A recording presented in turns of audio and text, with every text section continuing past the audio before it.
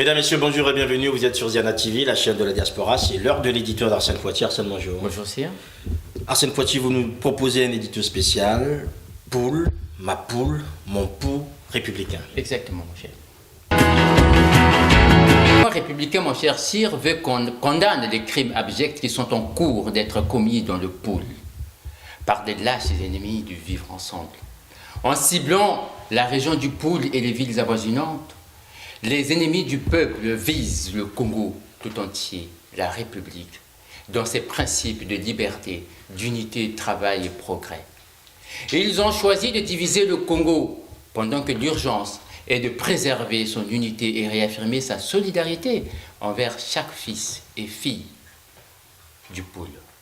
Bien entendu, en s'éloignant de tout amalgame avec une partie de nos concitoyens du fait de leur appartenance ethnique et régionaliste, pour ne pas tomber dans la facilité ethnocentrique dans laquelle on veut enfermer le Congolais.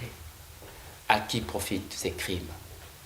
Protéger le Congo du drame passif en perpétuel devenir, cela doit se faire dans le cadre de l'état de droit et sans remettre en cause les libertés publiques et la démocratie.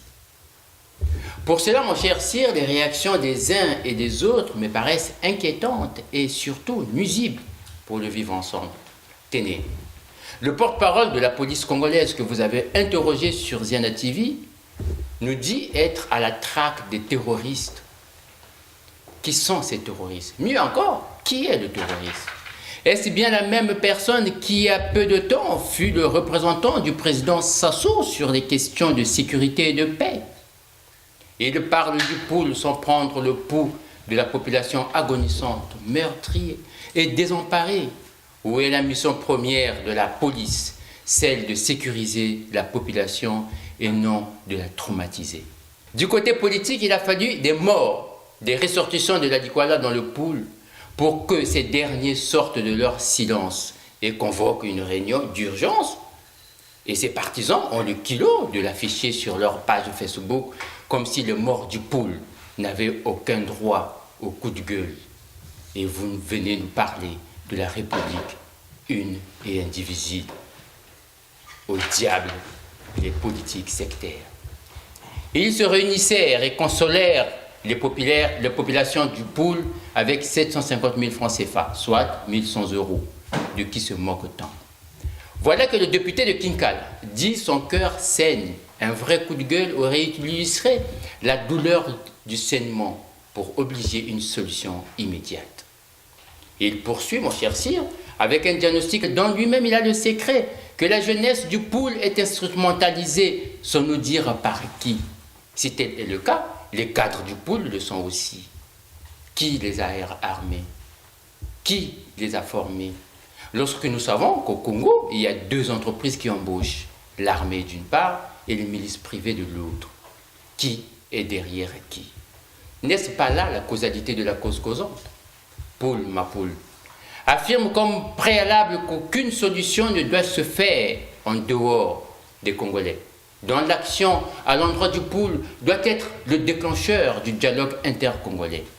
Restons unis pour dénoncer toute dérive concernant l'asphyxie du peuple et aussi le champ d'application des perquisitions et assignations à résidence ainsi que le droit de manifester qui est une liberté fondamentale pour un Congo en rupture.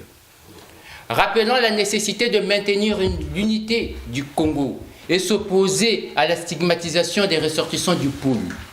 La nouvelle République ne devrait-elle pas garantir le droit à cette mobilisation à l'unité du Congo dans la sécurité comme condition sine qua non du vivre ensemble?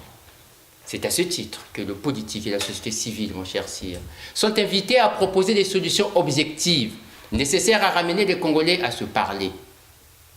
Nous nous interrogeons aussi sur le silence du président de la République et de son gouvernement sur cette question du Poule, au lieu de faire passer la nouvelle République comme à un nouveau régime d'exception.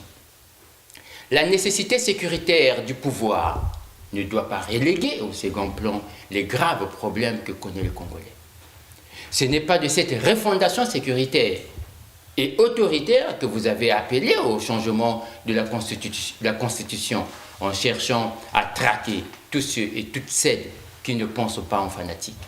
Nous avons besoin au contraire de la refondation d'une république sociale et démocratique, de la construction d'une démocratie plus forte qui permet à chacun de s'impliquer dans la consolidation du Congo uni. Nous avons besoin de plus de justice, de social et donc de liberté. Vous nous avez dit, allons seulement, comme tout début de la pensée pensante, où le pôle brûle, l'économie est asphyxiée, les inégalités s'aggravent, le peuple profond gronde et grogne. Ne nous dites pas que la promesse de la rupture se révèle être bombardant seulement. Voilà, mesdames, messieurs, vous avez suivi l'édito d'Arsène Poitiers. Merci à Noko Kumonga Koso. Portez-vous bien la prochaine fois. Au revoir.